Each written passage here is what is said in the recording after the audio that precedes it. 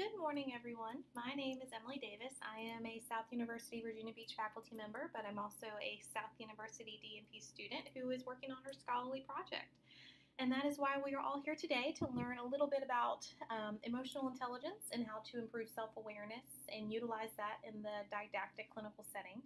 I wanted to say thank you to everyone who has been willing to participate in the scholarly project. That means the world to me that you're willing to become a part of this project. And I want to thank you for taking the time to do the 2 surveys before you watch this video, and to thank you again ahead of time for doing the 2 surveys after you have learned something hopefully today and taken it and utilized it in the clinical setting. That means just so much to me. I just want to say thank you again. I also want to say thank you to Mr. Alan Mortiboyce. He is the author of the book that is the basis of our discussion today. The book is titled Teaching with Emotional Intelligence, a Step-by-Step Guide for Higher and Further Education Professionals. This book is fantastic. It provides many activities, which you will see throughout the course of this next hour.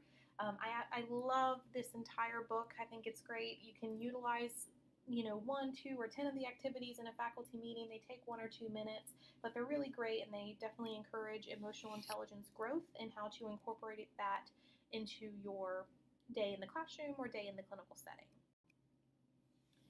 My learning objectives today are to recognize and respond to feelings of both yourself and your learners in the didactic clinical setting, and to encourage an emotional state in the learners in your clinical that is conducive to learning.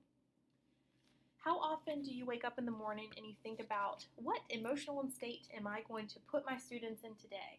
Am I going to walk in cheerful and hopefully engage them in the clinical day? Or am I going to walk in like, this is just another day, I have to get through it, I got to get paid for it, and I have to just put them with the nurses and move forward? Am I making them feel intimidated, encouraged, happy, inspired, sad, uncomfortable? Do you ever think about those feelings that you incorporate? And which ones do you think actually promote and encourage learning? Do you think I can learn by being super anxious? Not really. There's a heightened anxiety that helps you to act better, like you're on a time crunch. Okay, it's go mode. But to be so terrified, to be in shock, to be so nervous you can't move, to have that deer in headlights.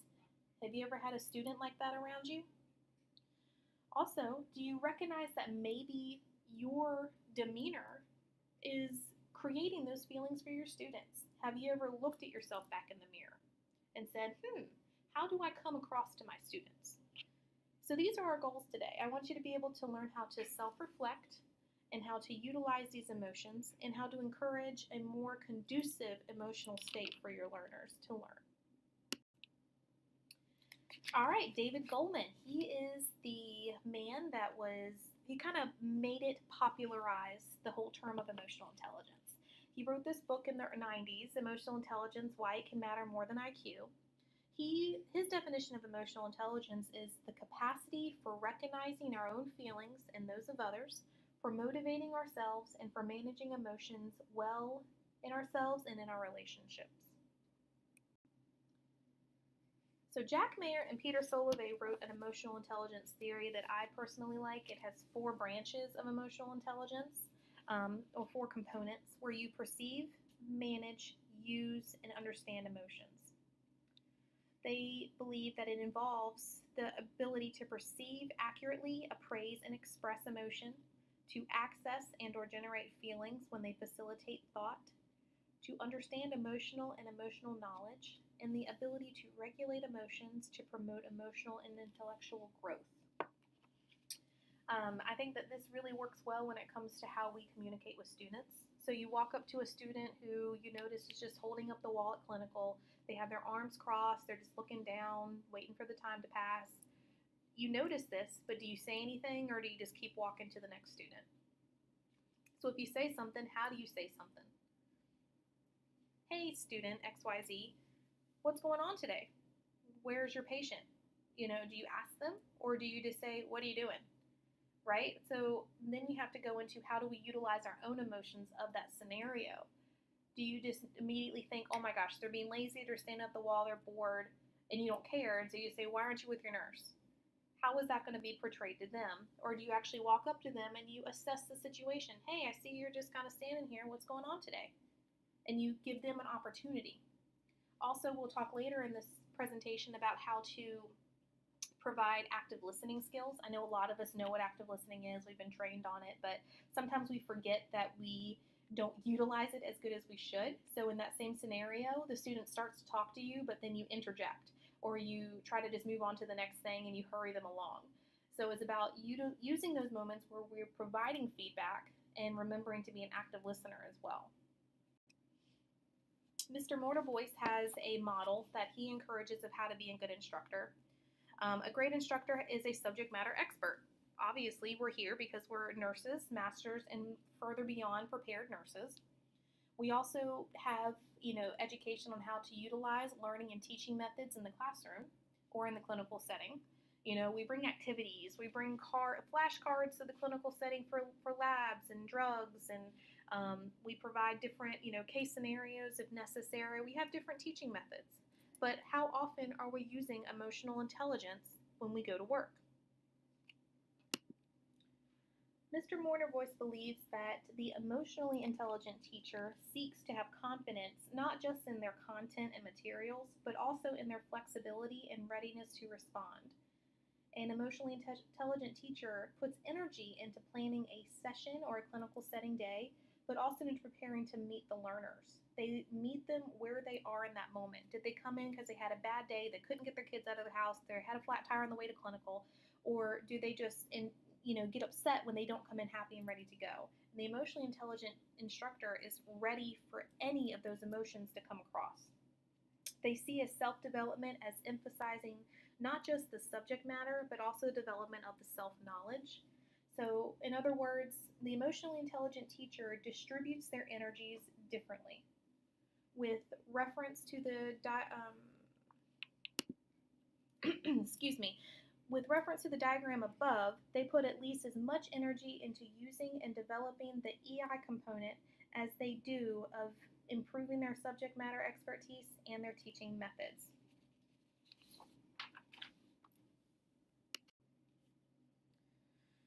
One theory that I just truly enjoy about emotional intelligence is how often do you think about emotional intelligence and say, well, I only worry about the students who are problems or troublemakers or the loud ones. I don't really worry about the ones who are doing well, who are quiet and pretty easygoing. A lot of that comes with a disease or treatment model. John Heron wrote at one time, if a disease model or treatment model of working on feelings is adopted, then professional helpers of all kinds, from teachers to doctors, exempt themselves from personal work on feelings on the grounds that they are normal and not ill. That goes two methods. So for one, we only look at the students who need extra help or troublemakers or who have behavioral problems, and we don't look at the ones who just need motivation and encouragement because they're quiet and easy and they get along with everybody. But they also need to be encouraged and remembered. And second of all, when we do a comparison of ourselves to the students who we are considering troublemakers, we're not being self-reflective. We're seeing it as they are ill and we are normal. They are ill and we are not. And it needs to be absorbed and adopted that emotional intelligence is a component of teaching, not something that needs to be fixed. It needs to be adopted that we utilize it with our thinking, with how we reflect ourselves, with how we present ourselves. This is not to say, as Patricia Owen Smith warns, it's not over-romanticizing that emotions will fix everything. It doesn't mean you take out rigor to replace it with, let's have relationships and let's have, you cannot replace rigor with trust. We need to have both, not one or the other. So I want you to take a moment and look at the screen and see the different types of examples of how students in the past have talked about instructors. Which 5 of these would you say reminds you the most of you? Are you knowledgeable and experienced and can answer any question on the topic? Or are you a good listener and you demonstrate empathy and you make eye contact? If you find that you connect more with the expertise or skills and not the emotional intelligence, this PowerPoint presentation is definitely for you to remember that EI component. A lot of times I feel like we need all three, just as Mr. Morterboyce recognizes with his previous model. You need expertise, you need to be able to provide learning and teaching methods, but you also need the emotional intelligence component. Think back to a time when you had an instructor that really made an impact on you. What about them really and truly made an impact? Was that it felt like you connected with them better, that they cared for you more, that they presented the material in the best way possible? Many times, students actually would recognize that great instructors are the ones who provide them with more caring and understanding, who they built a relationship with, who went above and beyond for them. Many times I wasn't good in algebra, and it's that component of, not me personally, I just mean, like, for an example, if you have students who say, well, I wasn't great at algebra, but I had an instructor who took me to the side, she made sure I understood it, she was calm and caring, but she also made sure she broke everything down on my level so that I could understand. So they utilized all components, but that caring piece, that emotional intelligence piece, was still present as to why that instructor was remembered. It is good practice in planning for a clinical setting to determine the learning outcomes that describe what the learner should have achieved during that day.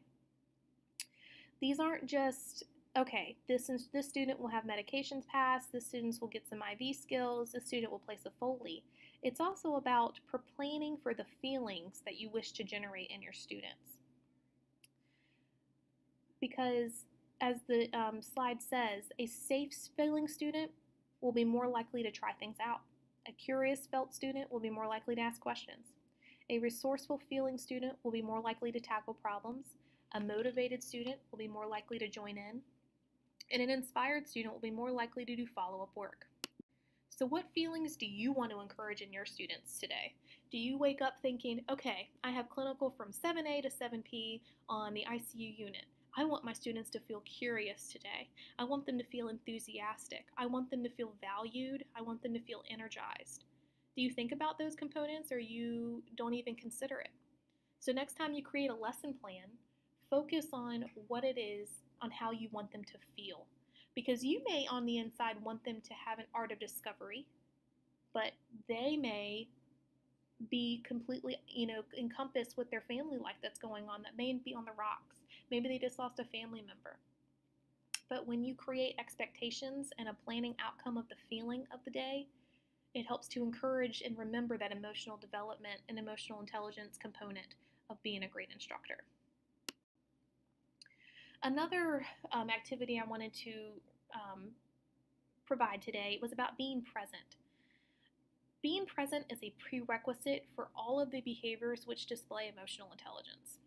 You cannot teach the same lecture for the 100th time and not consider the fact that all the students are different from the other 100th times you've taught it. Every student is different in their ways and their thinking and their mindset. Each group of students and group of learners are a little bit different on how they answer questions and ask questions. Personally, I have some classes that are so stoic I can't even get them to laugh, and I'm usually pretty funny. But I also have students who all they do is talk, all they do is laugh, all they do is ask questions. There's all different types of classrooms and all different types of groups of students who work together. So I'm going to read over these questions and kind of answer it on the never, rarely, sometimes, often, and always to see for yourself which one, how do you feel?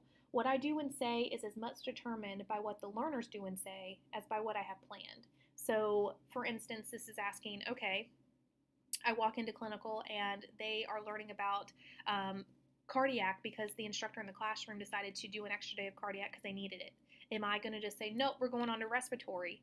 Or am I going on to cardiac again because it's what's best for the student? And am I okay to jump around in my own head? I find myself choosing the best word then and there rather than sticking to a script. Am I ready to show that I have learned during the clinical setting? Can you learn during the clinical day? I know I can. I don't know everything about every little component. I have to ask the nurses on the floor, hey, I've never done this before. Can you help me? I am ready to show that I change my mind in the clinical setting. That happens too. Can you make mistakes? Can you change? Can you call and, can you flip the script is a good way to put it. I am ready to talk with learners about how the session is going. Can you? Metaphors of teaching to learners. This is about developing self-awareness to yourself. How do you get perceived by your class? Do you recognize how you're being perceived to your class, or do you not? A well-developed self-awareness is the first step in being emotionally intelligent. In the context of teaching, before you consider using EI strategies, it is especially important to be aware of how you tend to relate to a group of learners. Do you see yourself as the spark to ignite the flame? Do you see yourself as the prosecutor who will be, do you see your students as prosecutors who will review your inadequacies? Or do you see them as fellow discoverers on the road to discovery?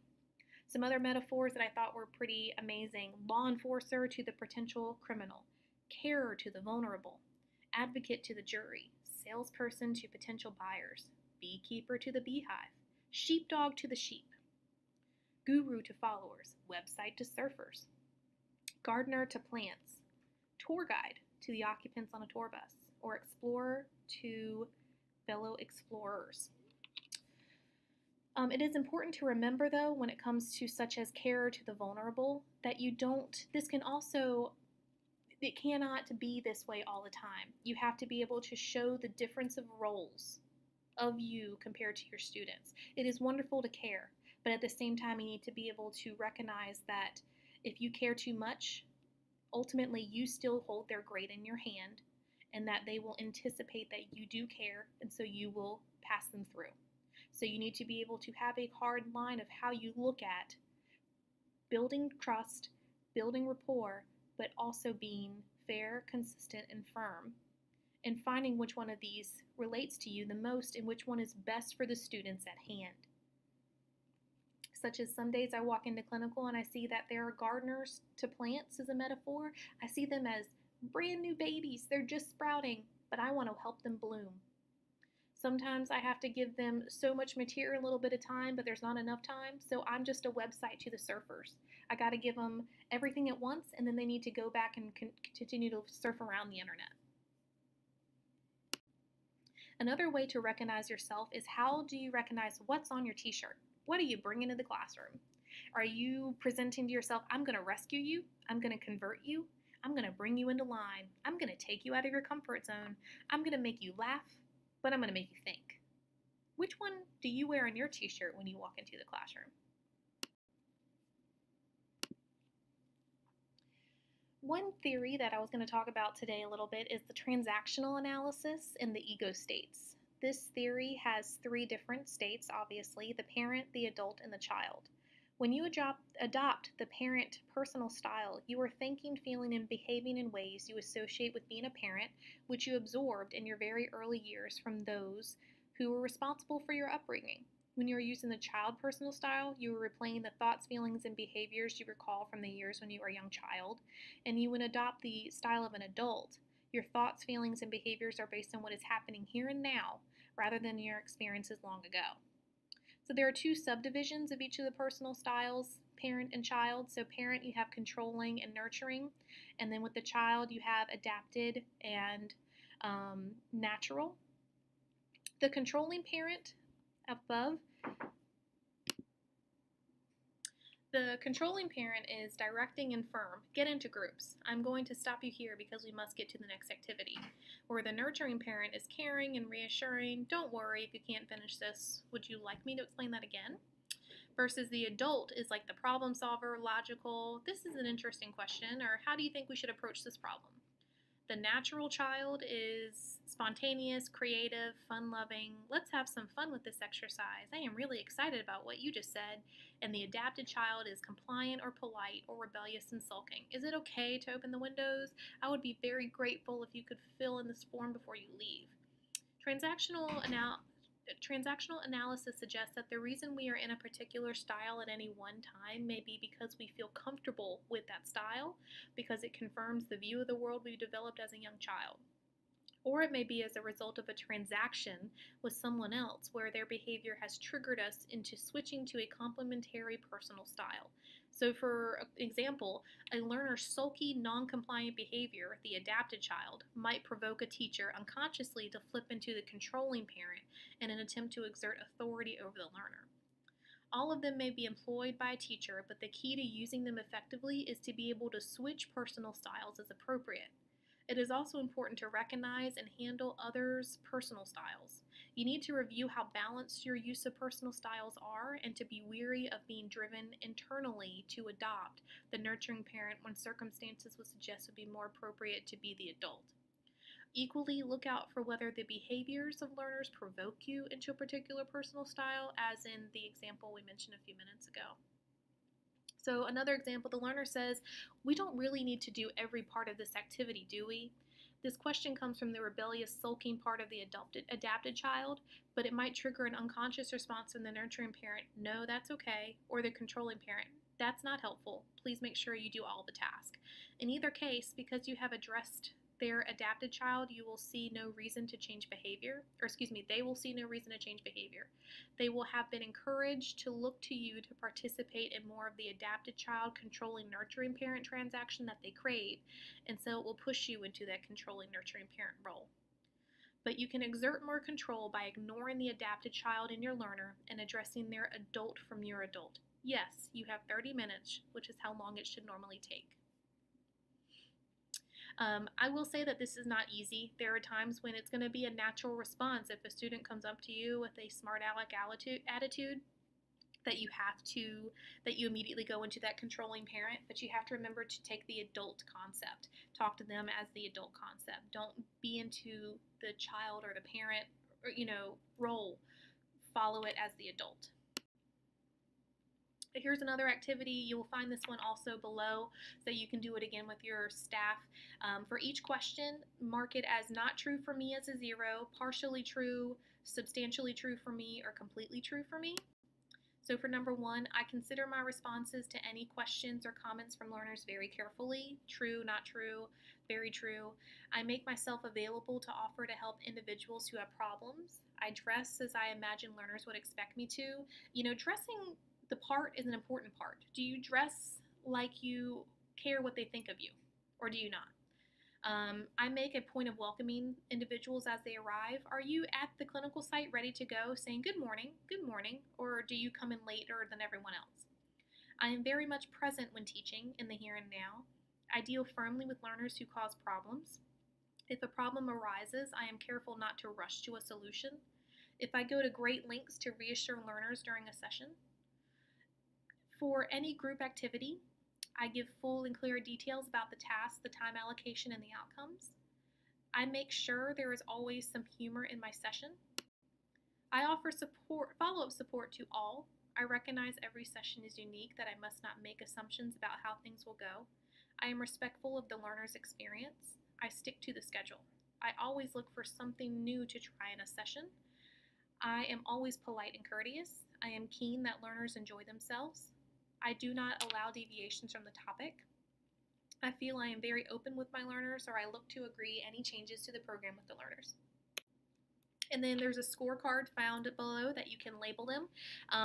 As you can see here, the parentheses are the numbers that correlate with the question. Each one of them can have a total score of 12 points, and you can see as you do it yourself which one you are most highest with in your teaching. And I think that'll help you to see, are you taking the adult role better and more often, or are you more of a child concept, or are you a controlling or nurturing parent? I found that I was more of the adapted child when I did mine personally. I'm not the best at taking authority, and I found that I need to kind of work on that, and this is all about development, so we can see which ones you have done or which one you were at and how you can take that as well. The next concept I wanted to talk about is flow. There needs to be clear goals, and feedback needs to be available. You should plan to create a positive emotional environment, and in your planning, give this at least as much attention as the content and your methods, especially when it's the first meeting, as this is the opportunity to set the tone. Flow is this concept of how to do this. Mihaly, I'm going to say Mihaly C., her last name, as you can see here, I'm going to definitely mess that up and I don't want to, describes the ideal state for learning. Flow is the state when you are completely absorbed by a task and when there is a balance between your ability and the demands of the task. It is not so difficult that it creates feelings of helplessness and anxiety, but it's not so easily achievable that it can result in boredom. So there's a little bit of stress, but a little bit of excitement, a little bit of anxiety, a little bit of boredom, but it's all kind of compressed though. It's flow, this median. Um, you should monitor. This isn't just something that's always going to be. You need to monitor for this continuously. So when you're on a difficult concept in the classroom, you're always going to have this, that they're kind of glazed over, and you need to be able to bring them and rein them back in. Get them up, get them moving around. You can always, when you have a difficult subject and students are just glazed over, they're not learning, pause for the day and move on to something else, or get them to do an activity, put them in groups, flip the classroom. But you have to be able to read the room and read the clinical setting. So if your student is having a rough day in the clinical setting, or even your patient, flip it. Make it that, get them, oh my gosh, you're focused so much on your pain. Let me give you something else. It's basic nursing and we do it instinctually, but we just don't realize it. Hey, I see that the TV's not really interesting you. Let's play a board game if you have the time, which who of us has the time, but our students may in that moment to help them with, giving pain relief and to taking their mind off of it. But it also provides the students with the ability to build better rapport and to talk with the patients. So there's all different ways, but you have to read the entire situation. And this is about developing flow. Make sure that, they're not so nervous that they're going to be deer in headlights, but they're not so bored that they're falling asleep. And always utilize the different methods that a student can bring to you. They have the linguistic, they respond well to activities such as text and auditory. Your logical, mathematical respond well to activities such as those, such as abstract symbols, concrete objects, patterns, logical puzzles, calculating. The spatial are likely to respond to activities such as drawing, designing, construction, painting, or mind mapping. The body and kinesthetic, musical, interpersonal, are other ways that they can do it. If they really respond well to memorizing in a song, have them, do labs in a way that they can develop a song. I'm sure YouTube has it. You just have to be able to focus on what is best for that student and have them come to you and say, oh yes, I love remembering songs, or I definitely need to get up and get moving, kinesthetic, let's do this together, and just see it and just remember that those are different intelligences that need to be remembered.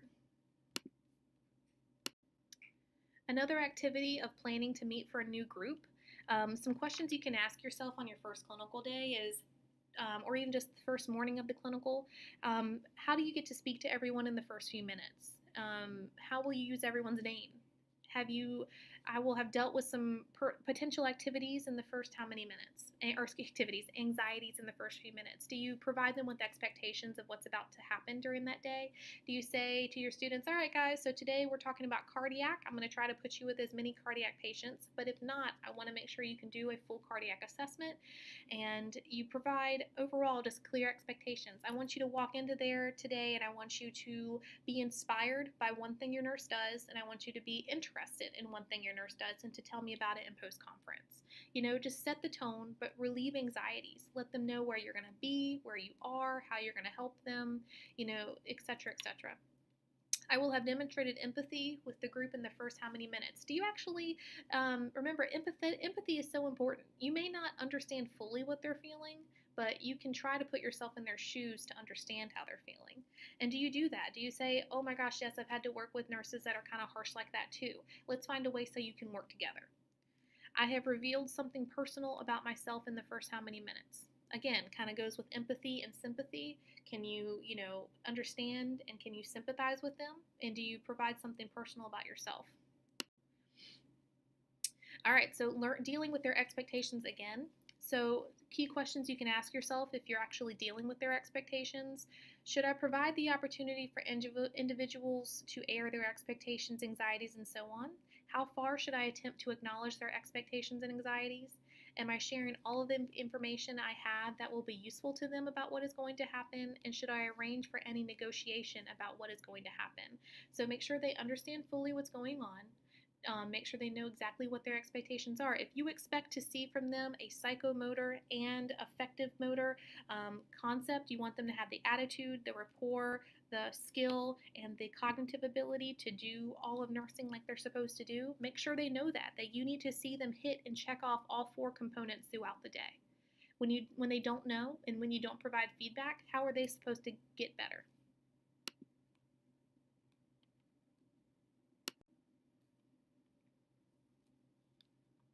Active listening. With this, again, we kind of talked about a little bit earlier, but active listening is being a good listener is a prerequisite to showing you're responding to people's feelings. It goes into being present into what they're saying and what they're doing. Listening skills kind of has its roots on Carl Rogers from the 1920s. He formulated his theory known as the client-centered therapy, and he held that if a psychotherapist wanted to assist their client in changing, the relationship that existed between the therapist and client was more important than the therapist's expertise in the problem. If the therapist could exhibit the qualities of genuineness, empathy, and acceptance, and if the client could acknowledge those qualities, then change would occur in the client. The role of the therapist was to assist the client in finding their own solution to whatever the problem had brought them to therapy by exhibiting the 3 qualities, as I just mentioned, and by fully listening to the client. So you are not just meant to provide students with an answer, help them come to the answer themselves. So this activity here, behaviors and typical phrases. Do you ever find yourself doing this to students during the clinical day? Do you deny the speaker's feelings? Cheer up, it could be worse. Do you shift the focus to yourself? That happened to me once. Do you ask too many questions and interrupting too often to enable the speaker to express themselves fully? When did this happen? How come? Did you say this last week? What day? Jumping to a solution. What you need to do is taking over responsibility rather than hearing them out. Don't worry, I'll go sort it out. Simply failing to show interest.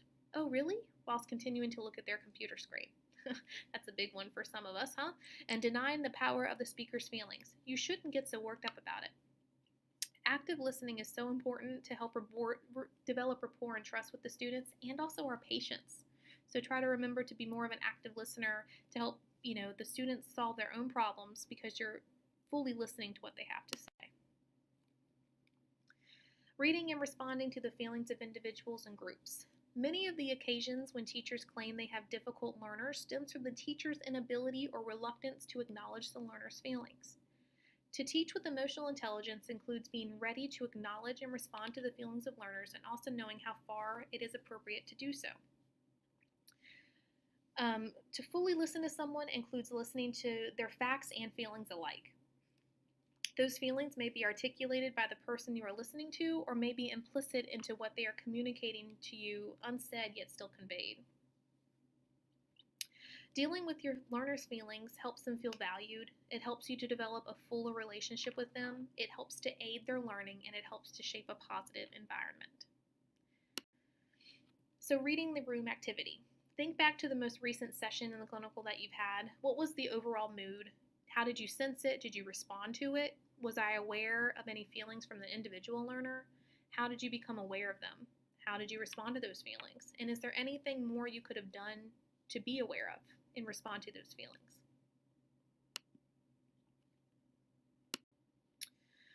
Thinking back to your last clinical assignment, again, reading the room, what was the posture of your students? Were they upright, slouching, open, and defensive? Or how did the learners move in forming small groups and in carrying out activities? Briskly, slowly, reluctantly, or enthusiastically?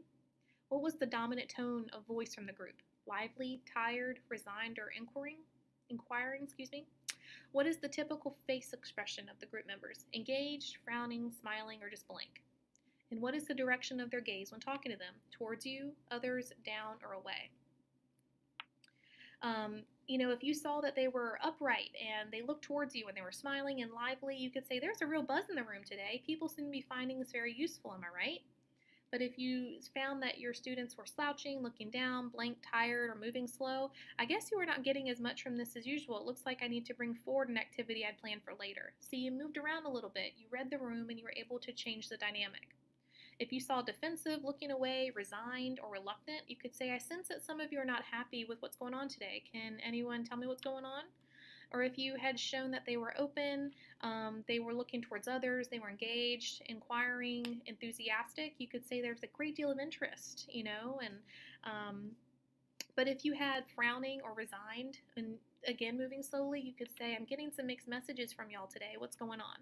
but it's all about reading the room and understanding what's going on with your students.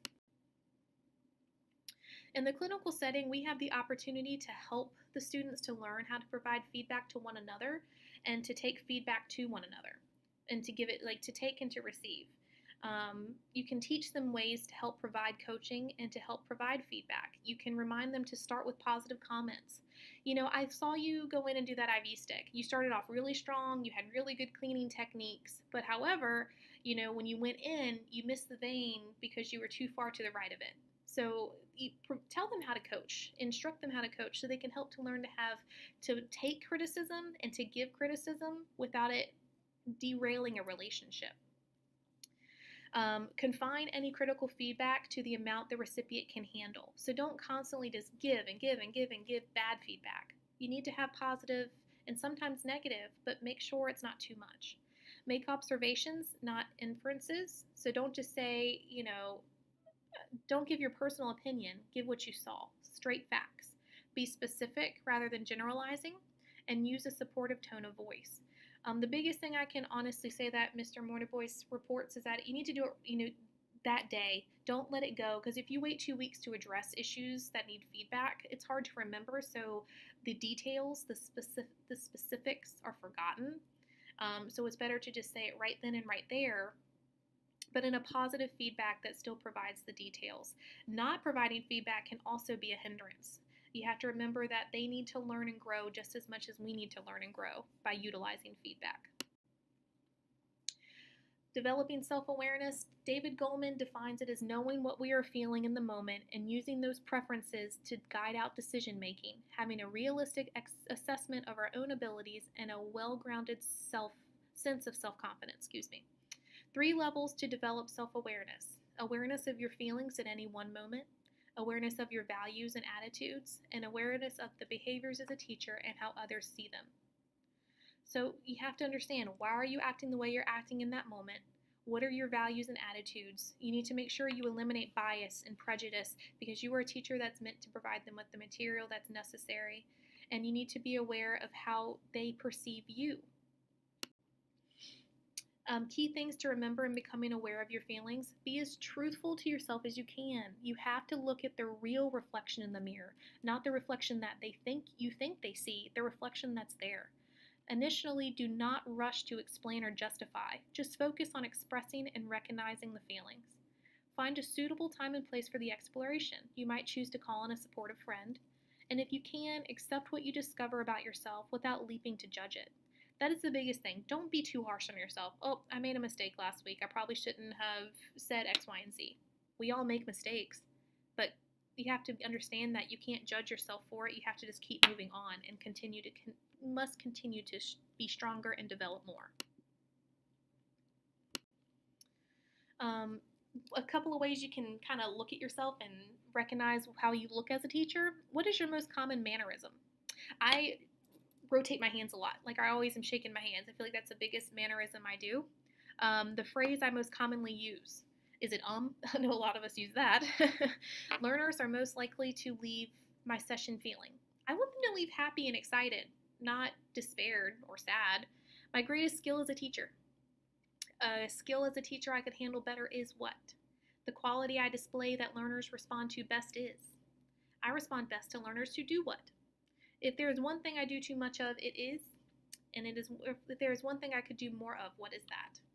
Those are some questions you can ask yourself of knowing yourself better as a teacher. The last major concept I wanted to discuss is drivers. All right, so a stroke is a unit of recognition. So how often do you stroke your students? I love that word. It's kind of an interesting word. Do you provide them with opportunities to know who they are? Do you give positive strokes, and how often do you give one? Hey, student XYZ, that was a great job today. Or how often did you see them do something awesome and then you didn't actually tell them about it? How often did you give negative strokes, or are you giving them more than the positives? And also, this is probably the hardest one I have to remember, is when I had the opportunity to give a negative stroke, how often did I withhold it? I saw a student check the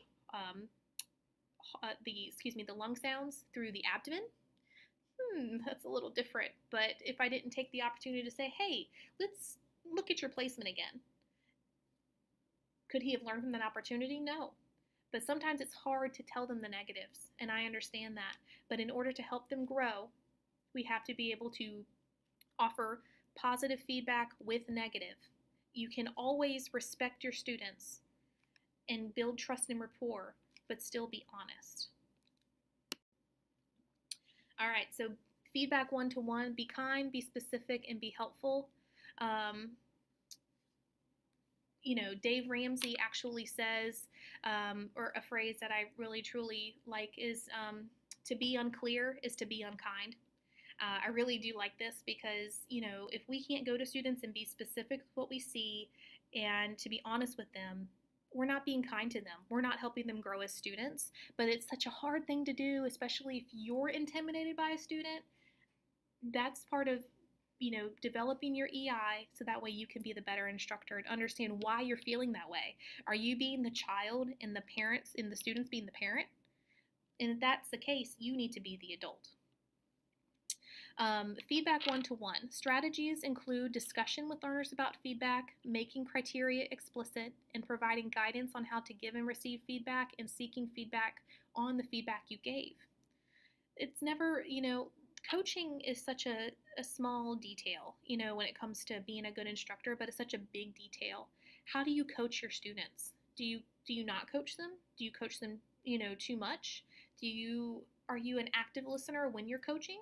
Or are you not an active listener? Are you just giving them all the answers and not allowing them to figure it out for themselves? Those are all important things that you need to remember when it comes to instructing the students and coaching them. As we wrap up, always continue to develop your emotional intelligence. I hope you enjoyed a couple of these activities and hopefully you learned a little bit about EI if you didn't know about it, the 4 branches from Solovay and Mayer, or the transactional analysis theories. But just as emotional intelligence is essential for effective reflection, so the reflective process is an essential component in the development of EI. Always make sure you're thinking, how did I get perceived today? Did I dress appropriately to say, okay, we're means for business, but we're here for enthusiasm and learning? Or did I think about the attitude I wanted to have the classroom leave with today? Always try to remember those things when you're walking into the clinical or classroom setting. Reflection is about learning from experience, so never forget, don't judge yourself if you made a mistake or if you didn't handle a situation better. Write them down, journal it out a little bit so you can learn the next time to make it better and better. I know a year ago, after really learning about emotional intelligence, I've only tried to incorporate it more and more. I still make tons of mistakes, but it's about building and building and building upon the experiences that you lived. This last activity I wanted to do is a checklist of EI behaviors that you use. It's for the classroom specific, but it also can be used in the clinical setting.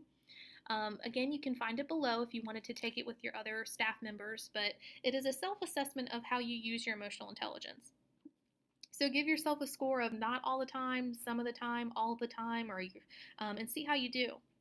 I monitor my nonverbal communication and its effect. So how do are you giving people the evil eye all day, or are you giving them the soft, empathetic look? Do you read learners' nonverbal communication? Are you receiving the evil eye, or are you receiving the, oh, I'm learning a lot look? Do you read the feelings of individuals? Do you sense the mood of the group? Do you respond to the mood of the group? Do you convey empathy that you understand what they're feeling? Do you give learners a chance to voice their feelings? Do you truly hear what is being said? Are you being that active listener that we talked about? Do you acknowledge the presence of individual learners verbally and by eye contact? Do you actually look at them, or you just stare at the PowerPoint or your computer? Do you acknowledge and value the learner's responses? Do you refer to individual contributions? Do you ensure transparency about all of the key information relating to the structure of the session, about what I expect and about what the learners expect? Do you provide those expectations to your students? Do you acknowledge and manage my feelings during the session? Do you convey my feelings to the learners? Do you monitor your prejudice? Do you create a positive emotional environment? Do you create the best physical environment in the circumstances? Do you learn more about yourself? And did you learn more about the learners today? take this and see how you do. It's similar to the EI test that you took online. I know that you do not get the EI results. It'll be incorporated in the data for the final project. But, this allows you to see how you do on a basic level. Overall, I just want to say thank you everyone to listening to this today. I hope you learned something from it. If you love the book, I have the link below where you can find it and search for it. And I really enjoyed talking to you about it. If you have any questions, please reach out to me. My contact information is also found below. I just want to say thank you again. In a couple of weeks, you will get another email which gives you the new link for the final post-intervention surveys to see if you learned anything or if you're able to incorporate it more. Were you able to use more empathy? Were you able to use emotional intelligence more in that didactic clinical setting? Leave a comment below if you want. Obviously, you don't have to because this is all anonymous, but I just want to say thank you so much again. And if you have any questions, please reach out to me, and I hope you all have a great and fantastic rest of your week. Thank you so much.